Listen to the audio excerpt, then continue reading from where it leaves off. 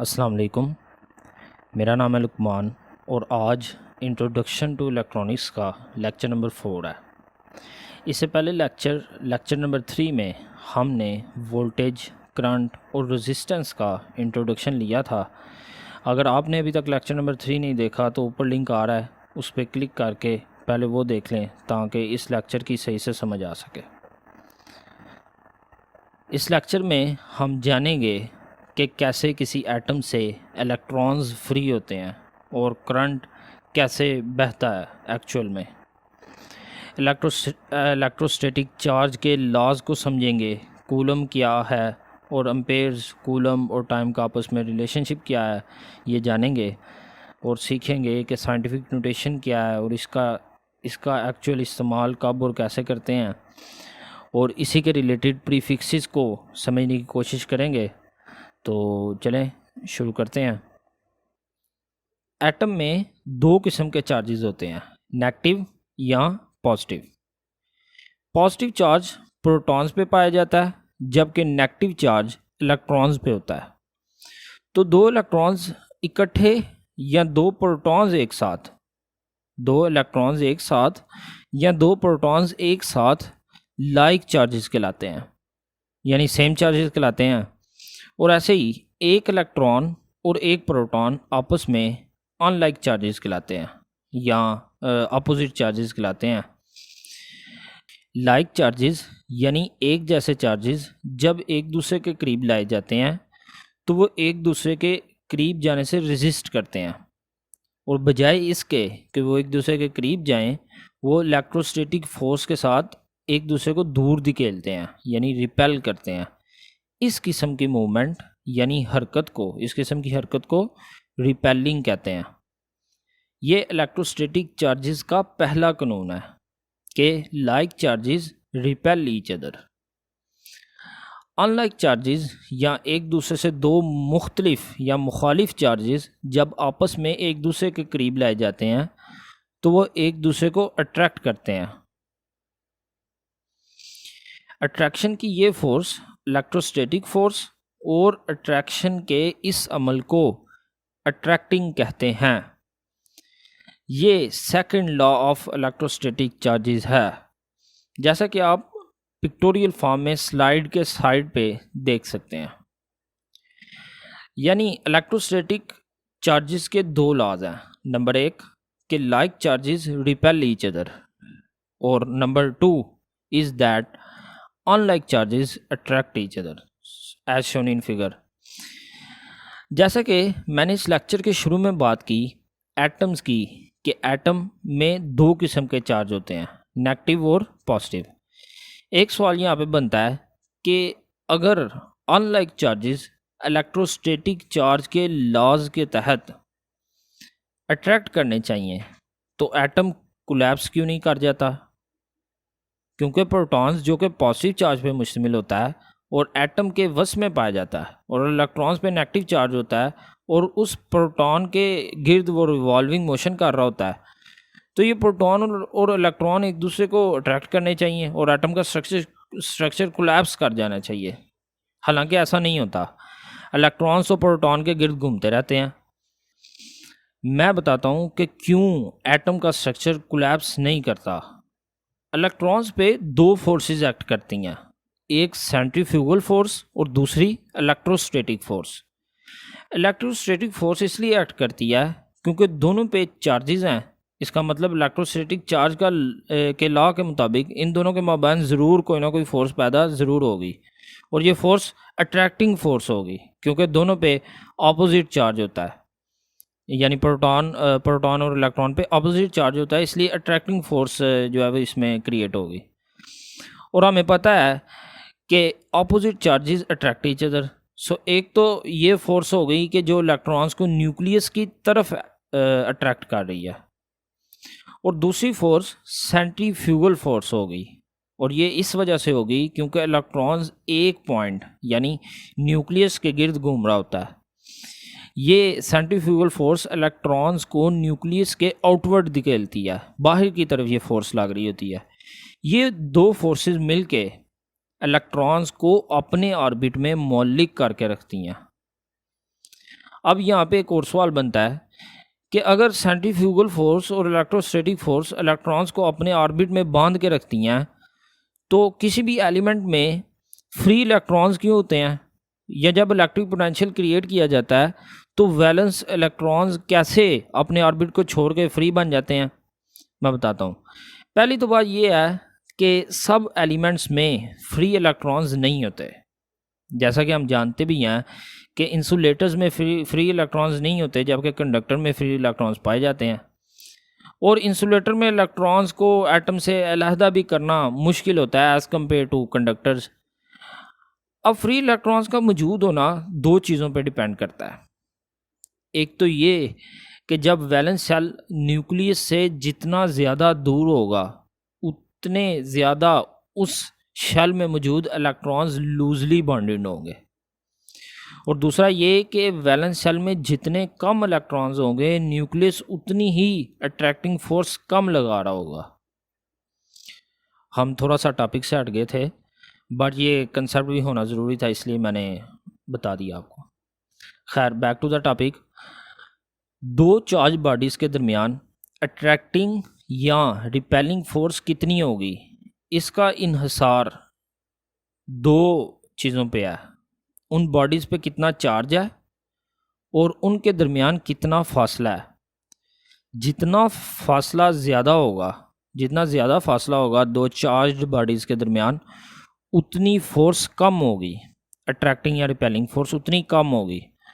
और जितना ज़्यादा चार्ज होगा दोनों चार्ज बॉडीज़ पे, उतनी ज़्यादा इलेक्ट्रोस्टैटिक फोर्स एक्ट करेगी, फिर वो हवा अट्रैक्टिंग फोर्स हो या रिपेलिंग हो। ठीक हो गया जी। एक इलेक्ट्रॉन पे प्रैक्टिकली बहुत कम चार्ज होता है।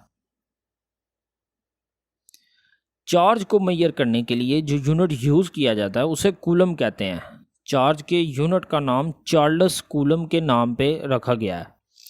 6 क्विंटिलियन 240 क्वाड्रिलियन इलेक्ट्रॉन्स, यानी उर्दू में तो इसे पता नहीं क्या कहेंगे, बट नंबर्स में मैं आपको बता देता हूँ कि ये कितना नंबर है एक्चुअली।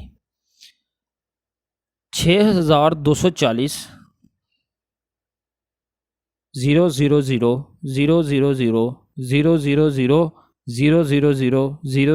000 इलेक्ट्रॉन्स का कलेक्टिवली चार्ज एक कूलम के बराबर होता है। यानी अगर साइंटिफिक नोटेशन में मैं इस नंबर को लिखूं तो वो कुछ इस तरह होगा कि 6.24 multiply 10⁻18 number of electrons. Mathematically 6.24 multiply 10⁻18 electrons एक कूलम के बराबर होते हैं। यानी इतने नंबर ऑफ इलेक्ट्रॉन्स एक कूलम चार्ज को रिप्रेजेंट कर रहे होते हैं। अब बात करते हैं एक्चुअल में इलेक्ट्रॉन्स मूव कैसे करते हैं किसी कंडक्टर में। इलेक्ट्रिकल चार्ज बनते हैं जब कंडक्टर में किसी एक पॉइंट पे इलेक्ट्रॉन्स की तादाद ज़्यादा हो किसी दूसरे पॉइंट की निस्बत। तो असल में इन दो पॉइंट्स के दरमियान एक पोटेंशियल डिफरेंस होता है, क्रिएट हो जाता है, जिसकी वजह से जिस पॉइंट पे इलेक्ट्रॉन्स की तादाद ज़्यादा होती है उस साइड से इलेक्ट्रॉन्स पे एक इलेक्ट्रोमोटिव फोर्स अमल करती है और वो इलेक्ट्रॉन्स मूव कर जाते हैं कम इलेक्ट्रॉन्स वाले पॉइंट की तरफ। और ये सिलसिला तब तक जारी रहता है जब तक दोनों पॉइंट्स का पोटेंशियल सेम ना हो जाए, यानी दोनों साइड के इलेक्ट्रॉन्स और होल्स इक्वल ना हो जाएं। होल्स बेसिकली यहाँ पे हम कह रहे होंगे प्रोटॉन्स को, ठीक है। असल में इस इलेक्ट्रॉन्स की मोशन को ही इलेक्ट्रिक करंट कहते हैं, या मैं सिंपली बताऊँ तो नेगेटिव चार्ज एरिया से पॉजिटिव चार्ज एरिया की तरफ इलेक्ट्रॉन्स की मूवमेंट किसी भी कंडक्टर या किसी भी सर्किट में इलेक्ट्रिक करंट कहलाती है। अब यहाँ पे एक और मैं क्वेश्चन रेज करता हूँ। क्वेश्चन ये है कि ये पोटेंशियल डिफरेंस जिसकी हमने भी बात की, ये आखिर क्रिएट कैसे किया जाता है?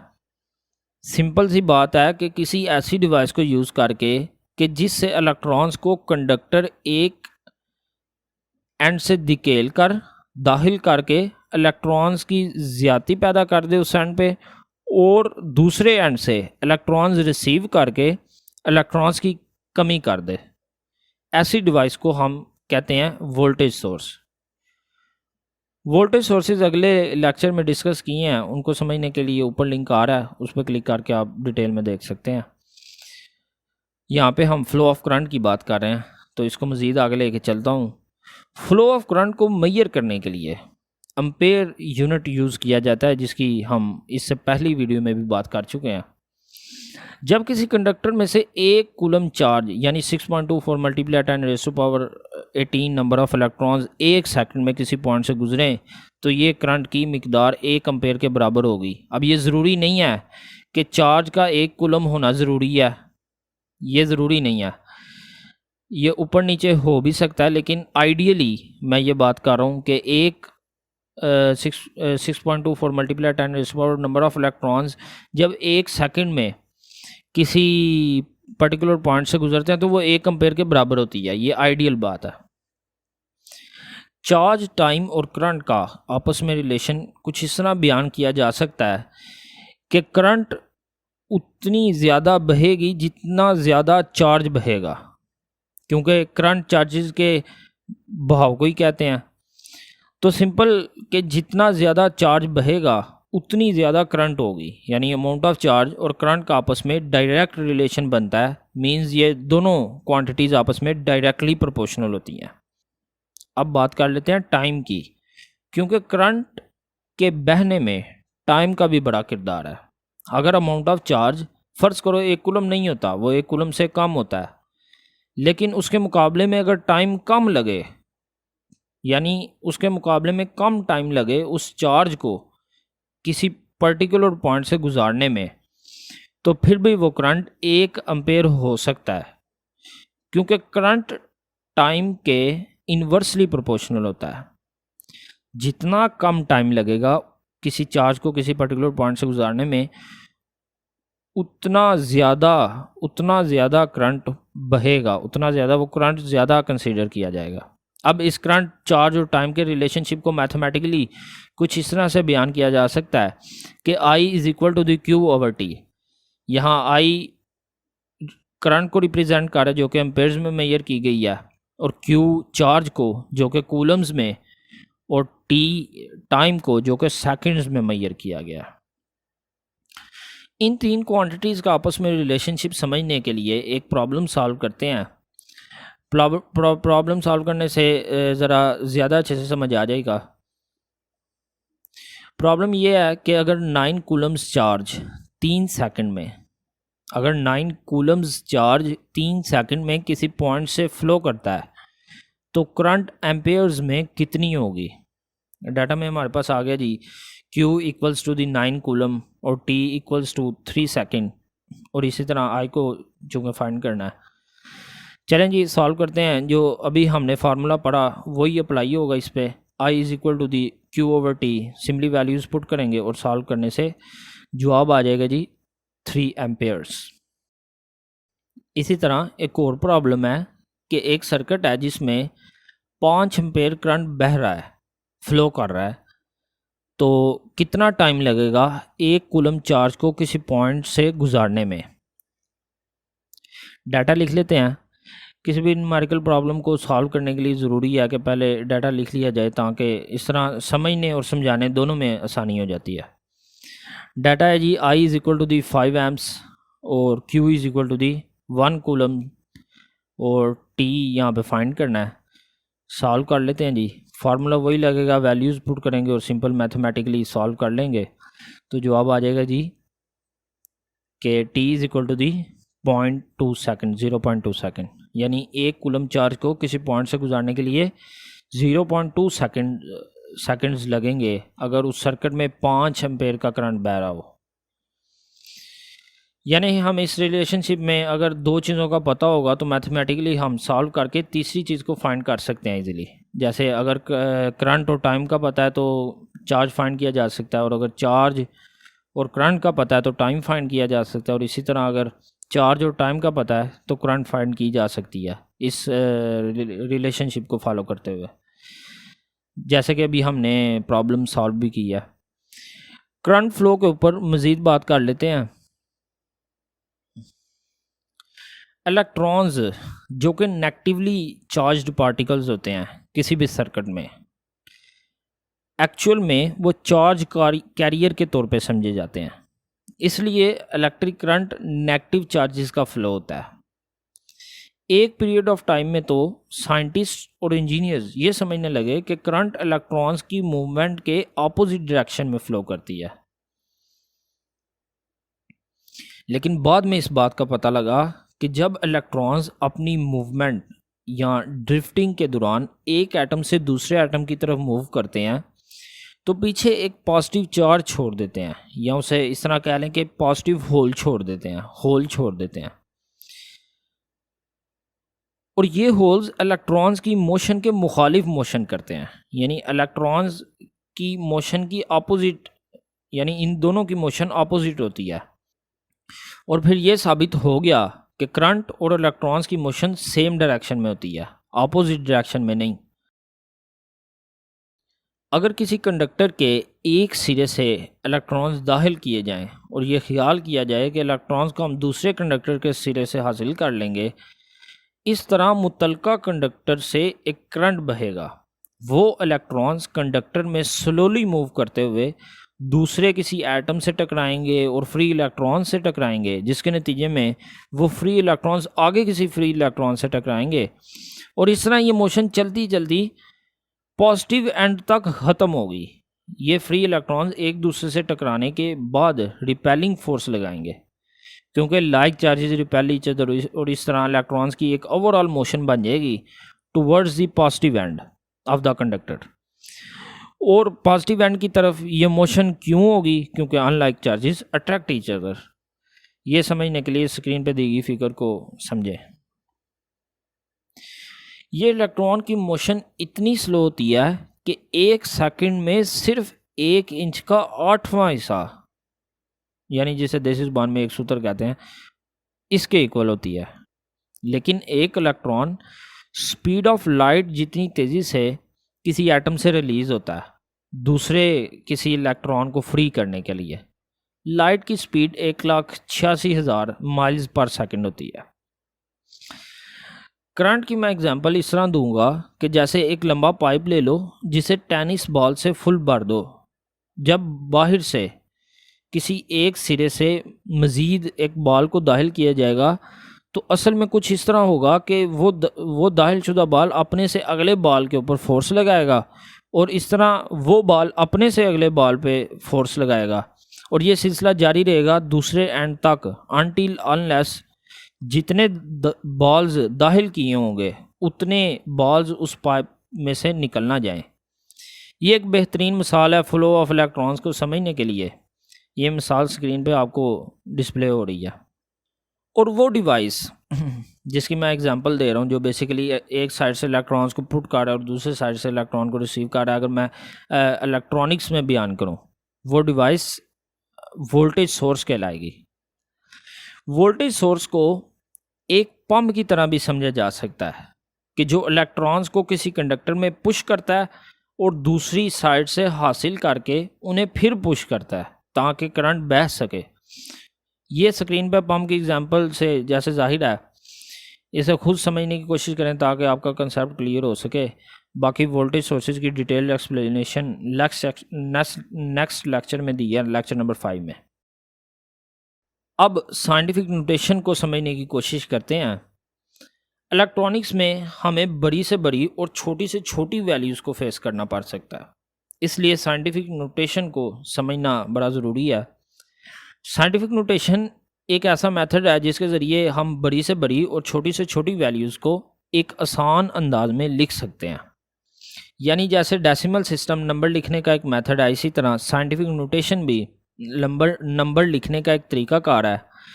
बस ये इसलिए बनाया गया है कि बहुत बड़े नंबर्स जैसे 624,000,000,000 को बोलना मुश्किल होता है या इसे लिखने में भी मुश्किल पेश आती है, या बहुत ही छोटा नंबर हो जैसे कि 0.00000000062 एक नंबर है जिसे लिखना पड़ेगा अगेन एंड अगेन, तो डिफ़िकल्टी होगी बोलने और लिखने दोनों में। इसलिए ये तरीका बनाया गया जिससे ज़्यादा बड़े और छोटे नंबर को लिखना, पढ़ना और समझना आसान हो जाए। ये मेथड एक यूनानी मैथमेटिशियन आर्किमिडीज़ ने हज़रत ईसा अलैहिस्सलाम के दौर से पहले 3री सदी में इन्वेंट किया था। साइंटिफिक नंबर कुछ इस तरह का होता है, मैं एक एग्जांपल देता हूँ कि सम वैल्यू, कुछ भी वैल्यू होगी, multiply 10 raise to power something. यानी फ़र्ज़ करो ए एक नंबर है और बी एक रियल नंबर है, तो ये इस तरह साइंटिफिक नोटेशन होती है कि A multiply 10 raise to power B. जैसे 300 की 300 की scientific notation 3 multiply 10 raise to power 2 होगी। अब यहाँ ये 2 रिप्रेजेंट कर रहा है कि इस नंबर में ज़ीरोज़ कितने हैं, और 3 रिप्रेजेंट कर रहा है कि नॉन ज़ीरो वैल्यूज़ कौन सी हैं। अब मैं ये नहीं कह रहा कि पावर डिपेंड करती है नंबर ऑफ़ ज़ीरोज़ पे, पावर टोटली डेसिमल पे डिपेंड करती है। डेसिमल यानी जो पॉइंट होता है डेसिमल नंबर सिस्टम में। डेसिमल को जितने नंबर हम हिलाएंगे उसी तरह पावर पे भी इफ़ेक्ट होगा। साइंटिफिक नोटेशन को समझने के लिए हम सबसे पहले डेसिमल नंबर सिस्टम को साइंटिफिक नोटेशन में कन्वर्ट करना सीखेंगे और फिर साइंटिफिक नोटेशन को डेसिमल में। लेट्स सपोज हमारे पास 3 मिलियन है। अब चूंकि हम जानते हैं कि 3 मिलियन में 6 ज़ीरोज़ होते हैं, 3,000,000,000। अब फ़र्ज़ करो हम चाहते हैं कि 3 मिलियन को शॉर्टेस्ट फॉर्म में लिखा जाए, तो हम क्या करेंगे कि ये जो पॉइंट है किसी भी डेसिमल नंबर सिस्टम में, इस नंबर सिस्टम में पॉइंट जो है वो लास्ट पे है बिल्कुल, तो इसको उठा के 3 के बाद ले जाएंगे। अब चूंकि डेसिमल को 6 नंबर्स को छोड़ के लिखा है तो 10 की पावर 6 होगी, और इस तरह 3 मिलियन की scientific notation 3 multiply 10 raise to power 6 हो जाएगी। यानी 3 million is equal to the 3 multiply 10 raise to power 6। But अगर लेट्स से कि हम पॉइंट को सिर्फ 5 ज़ीरोज़ आगे लेके जाएं, तो फिर साइंटिफिक नोटेशन होगी 30 मल्टीप्लाई 10 रेज़ टू पावर 5। यहाँ ये बात याद रखने वाली है कि जब भी हम डेसिमल को लेफ़्ट साइड पे लेके जाएंगे तो 10 की पावर पॉजिटिव होगी, और जब भी हम डेसिमल यानी पॉइंट को राइट साइड पे लेके जाएंगे तो पावर नेगेटिव में आएगी। जैसे फ़र्ज़ करो 0.00000006 एक नंबर है जिसको आसान फॉर्म में लिखना चाहते हैं, यानी साइंटिफिक नोटेशन में कन्वर्ट करना चाहते हैं, तो हम क्या करेंगे कि पॉइंट यानी डेसिमल को राइट साइड पे शिफ्ट करेंगे। लेट्स से 6 के बाद शिफ्ट करना चाहते हैं, तो इस सूरत में पावर नेगेटिव होगी, और जितने नंबर्स को छोड़ के डेसिमल लिखा जाएगा पावर उतनी होगी। जैसे यहाँ 10 की पावर 7 होगी अगर हम पॉइंट 6 के बाद लगाएं, अगर 6 से पहले लगाएंगे तो पावर 6 होगी। यानी इस नंबर की साइंटिफिक नोटेशन कुछ इस तरह से बनेगी कि 6 मल्टीप्लाई 10 रेज़ टू पावर 7 अगर पॉइंट 6 के बाद लगा होगा। अगर 6 से पहले लगाएंगे तो 0.6 मल्टीप्लाई 10 रेज़ टू पावर 6। अब सीखते हैं कि कैसे साइंटिफिक नोटेशन को डेसिमल फॉर्म में कन्वर्ट करते हैं। लेट्स सपोज हमारे पास एक नंबर है 3.56 मल्टीप्लाई 10 रेज़ टू पावर 3, तो इसको डेसिमल फॉर्म में इस तरह कन्वर्ट करेंगे कि अब चूंकि पावर हमें ये बता रही है कि डेसिमल को 3 नंबर शामिल करके प्लेस करना है, यानी पहले की तरह नहीं बल्कि उसका उल्ट करना है। यानी पहले अगर डेसिमल राइट साइड पे जाता था तो पावर माइनस होती थी, लेकिन इसमें उल्ट होगा। अगर साइंटिफिक नोटेशन की पावर नेगेटिव होगी तो दैट मीन्स के डेसिमल राइट साइड पे शिफ्ट करेंगे, और फिर मल्टीप्लाई 10 रेज़ टू पावर वाला हिस्सा ख़त्म हो जाएगा। जैसे 3.56 मल्टीप्लाई 10 रेज़ टू पावर 3 की डेसिमल फॉर्म 3560 होगी। क्योंकि पावर 3 थी इसलिए पॉइंट को 3 प्लेसेस मैंने राइट पे शिफ्ट किया, तो ज़ीरो खुद से ऐड करके डेसिमल फॉर्म मुकम्मल की। आई होप मैं साइंटिफिक नोटेशन सही तरह समझा सका हूँगा। अगर किसी बात की समझ नहीं लगी तो कमेंट सेक्शन में क्वेश्चन ज़रूर करें। लास्ट पे मैं कुछ नंबर्स दूंगा, उसकी अगर एक्सरसाइज कर लेंगे तो सही से समझ आ जाएगी साइंटिफिक नोटेशन की। अब बात करते हैं जी प्रीफिक्सेस की। सबसे पहले तो प्रीफिक्सेस होते क्या हैं? प्रीफिक्स का लफ्ज़ी मतलब है साबका, यानी पहले। प्रीफिक्सेस वो लेटर होते हैं जो किसी लफ्ज़, हर्फ या किसी नंबर से पहले लगाए जाते हैं। फिज़िक्स में जब कोई वैल्यू लिखने में बहुत छोटी हो तो उसे छोटे अंदाज में बयान करने का एक तरीका प्रीफिक्सेस का इस्तेमाल है। ये कुछ प्रीफिक्सेस उनके सिंबल्स और साइंटिफिक नोटेशन के साथ साइड पे दिए गए हैं। इन्हें आप याद कर लें अच्छी तरीके से, क्योंकि जगह जगह यूज़ होने वाले हैं आगे आने वाले कुछ लेक्चर्स में। चूँकि करंट का यूनिट एम्पेयर एक बड़ा यूनिट है, इसलिए लो पावर इलेक्ट्रॉनिक सर्किट में करंट का यूनिट मिली एम्पेयर या माइक्रो एम्पेयर में लिया जाता है। 1 मिली एम्पेयर 0.001 एम्पेयर के बराबर होता है, यानी 1 मिली एम्पेयर 1 एम्पेयर का 1000वां हिस्सा होता है। इसी तरह एक माइक्रो एम्पेयर 0.000001 एम्पेयर के बराबर होता है, यानी एक माइक्रो एम्पेयर एम्पेयर का 10 लाखवां हिस्सा होता है। और अगर इस तरह याद करने में मुश्किल है तो आप सिर्फ एम्पेयर या किसी भी यूनिट से पहले वाली प्रीफिक्स की वैल्यू को याद रखें। जैसे मिली एम्पेयर है तो मिली की वैल्यू 1/1000 है, या 10⁻³ या 0.001। सिंपली इस मिली की जगह पे 10⁻³ या इसकी वैल्यू लगा दें। Let's suppose current 3 milli ampere है और प्रॉब्लम आता है कि इस करंट को मिली एम्पेयर यूनिट से एम्पेयर में कन्वर्ट करें। तो आपने सिंपली क्या करना है कि मिली की वैल्यू लगानी है, जो कि हम जानते हैं कि मिली इक्वल्स टू दी 10⁻³ तो ये पुट कर देंगे 3 मिली एम्पेयर में, तो ये 3 मल्टीप्लाई 10⁻³ एम्पेयर बन जाएगा। अब एम्पेयर में कन्वर्ट हो चुका है, इतना जवाब काफ़ी है। लेकिन आप अगर इसे मज़ीद सिंप्लीफाई करना चाहते हैं तो इस साइंटिफिक नोटेशन को नॉर्मल फॉर्म में कन्वर्ट कर दें। 3 मल्टीप्लाई 10⁻³ की नॉर्मल फॉर्म 0.003 होगी। तो फिर एम्पेयर कितने हो जाएंगे जी?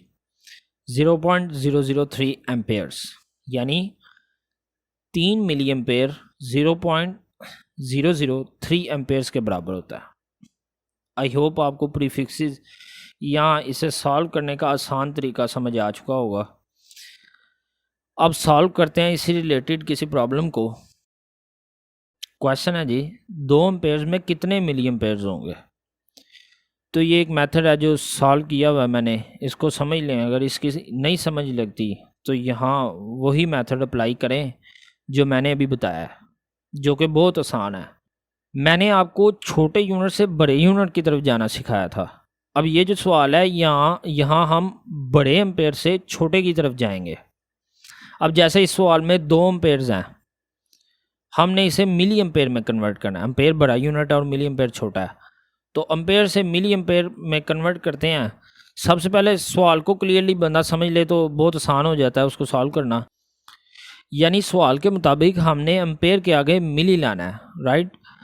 तो इस सूरत में भी हमें प्रीफिक्स जो आगे लानी है उसकी वैल्यू का पता होना चाहिए। तो मिली की वैल्यू जैसा कि हम जानते हैं कि 10⁻³ है। अब 2 एम्पेयर में 2 के साथ हम अपने से 10⁻³ लिख देते हैं। क्यों लिखा है? ताकि हम इसकी जगह मिली लगा सकें। इसलिए अब चूंकि ये खुद से लिखा है तो इसको कैंसिल करने के लिए भी कोई वैल्यू लिखनी चाहिए, ताकि एक दूसरे को कैंसिल करके वापस हमें वही वैल्यू मिल जाए, ताकि मैथमेटिकल लॉज ब्रेक ना हो। तो अब 2 एम्पेयर्स क्या बन गया? 2 मल्टीप्लाई 10⁻³ मल्टीप्लाई 10⁻³ एम्पेयर्स। अब ये फिर स्टेटमेंट है, राइट। अब इस स्टेटमेंट में मौजूद 10⁻³ की जगह मिली लिख देंगे, क्योंकि मिली इक्वल होता है 10⁻³ के। अब जब मिली लिख देंगे तो अब स्टेटमेंट होगी 2 मल्टीप्लाई 10⁻³ मिली एम्पेयर्स। अब यहाँ हमारा सवाल का जवाब मुकम्मल हो गया। लेकिन अगर आप अपने समझने के लिए इस साइंटिफिक नोटेशन को नॉर्मल फॉर्म में कन्वर्ट कर सकते हैं। जब इसे नॉर्मल फॉर्म में कन्वर्ट करेंगे तो जवाब आ जाएगा जी 2000 मिली एम्पेयर्स, यानी 2 एम्पेयर 2000 मिली एम्पेयर्स के बराबर होता है। मैंने आपको अपने मेथड से छोटे यूनिट से बड़े यूनिट की तरफ जाना भी सिखाया और बड़े यूनिट से छोटे की तरफ आना भी सिखाया, यानी दोनों की कन्वर्जन मैंने आपको सिखाया। अगर इसमें कोई डिफ़िकल्टी होती तो आप कमेंट सेक्शन में ज़रूर पूछ सकते हैं, बहुत आसान है ये। खैर, आज का लेक्चर ख़त्म करते हैं। इंशाल्लाह अब नेक्स्ट लेक्चर में voltage source, voltage, EMF, potential difference और इस पे डिटेल डिस्कशन करेंगे। अगर आपको कोई भी डाउट हो तो वो आप कमेंट सेक्शन में पूछ सकते हैं और लाइक ज़रूर कर दिया करें, इससे होता कुछ भी नहीं, बस हमारी हौसला अफजाई हो जाती है थोड़ी। और मज़ीद सीखने के लिए हमारे चैनल को सब्सक्राइब कर लें। शुक्रिया। और हाँ, कोशिश किया करें कि एक दिन में सिर्फ एक लेक्चर या हाँ 2 लेक्चर सुना करें। इससे ज़्यादा सुनेंगे तो दिमाग में खिचड़ी पक जाएगी, कुछ समझ नहीं आएगा। कोर्स को जल्दी कंप्लीट करने के चक्कर में ये ना हो आपको सही से कंसेप्ट क्लियर ही ना हो। ओके जी, मुलाकात होती है किसी अगले लेक्चर में, तब तक के लिए अल्लाह हाफिज़।